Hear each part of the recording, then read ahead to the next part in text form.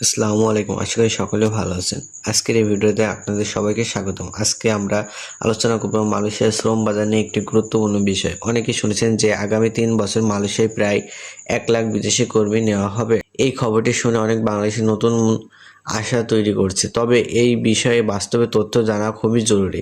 তাই আজকের ভিডিওতে আমরা সহজ ভাষায় আলোচনা করব এই পরিকল্পনার অর্থ কী, বাংলাদেশিদের জন্য কী সুযোগ তৈরি হতে পারে, কারা আবেদন করতে পারবেন, কী বিষয় মাথায় রাখতে হবে এবং কিভাবে নিরাপদভাবে মালয়েশিয়ায় যাওয়ার প্রস্তুতি নেওয়া উচিত। মালয়েশিয়া দীর্ঘদিন ধরে বিদেশি শ্রমিকের উপর নির্ভরশীল একটি দেশ। দেশটির উৎপাদন শিল্প, নির্মাণ খাত, পাম অয়েল বাগান, কৃষি, পরিষ্কার পরিচ্ছন্নতা, গোদাম, লজিস্টিক্স এবং কিছু সেবা খাতে বিদেশি কর্মীরা গুরুত্বপূর্ণ ভূমিকা পালন করে থাকেন।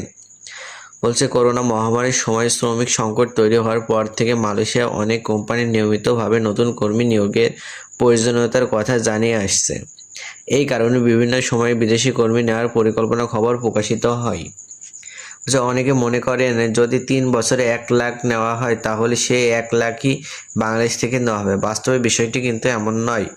মালয়েশিয়া সাধারণত বিভিন্ন দেশ থেকে কর্মী নিয়োগ করে থাকে। এর মধ্যে বাংলাদেশ, নেপাল, ভারত, ইন্দোনেশিয়া, মিয়ানমার এবং আরও কয়েকটি দেশ রয়েছে। তাই 1 লাখ কর্মীর পুরো সংখ্যাটি কোনো একটি দেশের জন্য নির্ধারিত থাকে না। কোন দেশ থেকে কতজন নেওয়া তা নির্ভর করবে দুই দেশের সরকারি সমঝোতা, কোম্পানির চাহিদা এবং অনুমোদিত নিয়োগ প্রক্রিয়ার উপরে। বাংলাদেশের জন্য অবশ্যই একটি ইতিবাচক সম্ভাবনা, কারণ বাংলাদেশি কর্মীরা মালয়েশিয়া পরিশ্রমী ও দক্ষ হিসেবে পরিচিত। যদি নিয়োগ প্রক্রিয়া স্বাভাবিকভাবে চলতে থাকে এবং নতুন চাহিদা তৈরি হয় তাহলে বাংলাদেশ থেকেও উল্লেখযোগ্য সংখ্যক কর্মীও যাওয়ার সুযোগ তৈরি হতে পারে।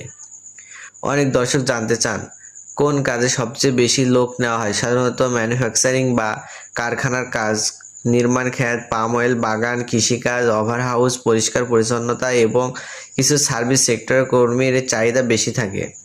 এসব ক্ষেত্রে কাজের ধরন আলাদা হলেও অধিকাংশ ক্ষেত্রে শারীরিক পরিশ্রম প্রয়োজন হয়। বেতনের বিষয়ে অনেক প্রশ্ন আসে। মালয়েশিয়ার বেতন নির্ভর করে কোম্পানি, কাজের ধরন, অভিজ্ঞতা ও ওভারটাইমের উপরে। অনেক কর্মী মূল বেতনের পাশাপাশি ওভারটাইম করে অতিরিক্ত আয় করেন, ফলে মাস শেষে মোট আয় মূল বেতনের তুলনায় অনেক বেশি হতে পারে। তবে কোনো দালাল বা এজেন্সি যদি অবাস্তব উচ্চ বেতনের লাভ দেখায় তাহলে অবশ্যই সতর্ক থাকতে হবে। যারা এখন মালয়েশিয়া যাওয়ার পরিকল্পনা করছেন তাদের আগে বৈধ উপায়ে যাওয়ার প্রস্তুতি নেওয়া উচিত।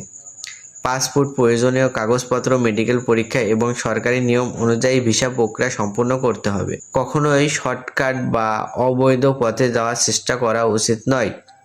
এতে ভবিষ্যতে বড় ধরনের সমস্যা পড়ার ঝুঁকি থাকে। আরেকটি গুরুত্বপূর্ণ বিষয় হলো দক্ষতা। বর্তমানে শুধু শ্রমিক নয়, দক্ষ কর্মীদের মূল্যও অনেক বেশি।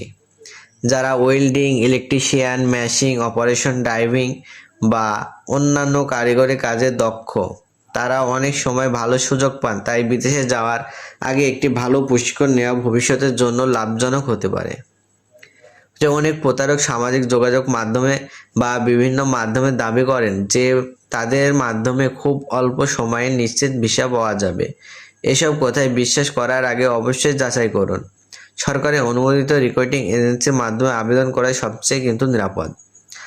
যদি সত্যি আগামী 3 বছরে বড় আকারে বিদেশি কর্মী নেওয়া হয় তাহলে এটি বাংলাদেশ কর্মীদের জন্য একটি বড় সুযোগ হতে পারে। তবে সুযোগ কাজে লাগাতে হলে সঠিক তথ্য জানা, বৈধ রাখা এবং বৈধ প্রক্রিয়া অনুসরণ করা খুবই গুরুত্বপূর্ণ। শুধুমাত্র গুজব বা ফেসবুক পোস্ট দেখে কোনো সিদ্ধান্ত নেওয়া উচিত নয়। সরকার বা সংশ্লিষ্ট কর্তৃপক্ষের আনুষ্ঠানিক ঘোষণা এবং অনুমোদিত নিয়োগ বিজ্ঞপ্তির উপরে ভিত্তি করে সিদ্ধান্ত নিন। সবশেষে একটি কথা মনে রাখবেন, বিদেশে গিয়ে সফল হতে হলে শুধু ভিসা পেলেই হবে না। পরিশ্রম, নিয়মানুবর্তিতা, আইনের প্রতি সম্মান এবং কাজের প্রতি আন্তরিকতা থাকতে হবে। যারা এসব বিষয় মেনে চলেন তারা দীর্ঘমেয়াদে ভালো অবস্থানে পৌঁছাতে পারেন এবং পরিবারকেও আর্থিক সহায়তা করতে সক্ষম হন। আশা করি আজকের ভিডিও এই আলোচনার মাধ্যমে 3 বছরে 1 লাখ বিদেশি কর্মী নেওয়ার সম্ভাব্য পরিকল্পনা সম্পর্কে আপনাদের একটি পরিষ্কার ধারণা হয়েছে। যদি ভবিষ্যতে মালয়েশিয়ার শ্রম বাজার, ভিসা, নতুন নিয়োগ বা সরকারি কোনো গুরুত্বপূর্ণ আপডেট আসে তাহলে সেই তথ্য নিয়েও বিস্তারিত আলোচনা করব। তো আশা করি সকলে বুঝতে পারেন। যারা আমাদের চ্যানেলে নতুন আসছেন অবশ্যই চ্যানেলটি সাবস্ক্রাইব করে রাখবেন এবং বেল আইকনটি বাজিয়ে আমাদের সঙ্গে থাকবেন। তো ভালো থাকবেন, সুস্থ থাকবেন। আল্লাহ হাফেজ।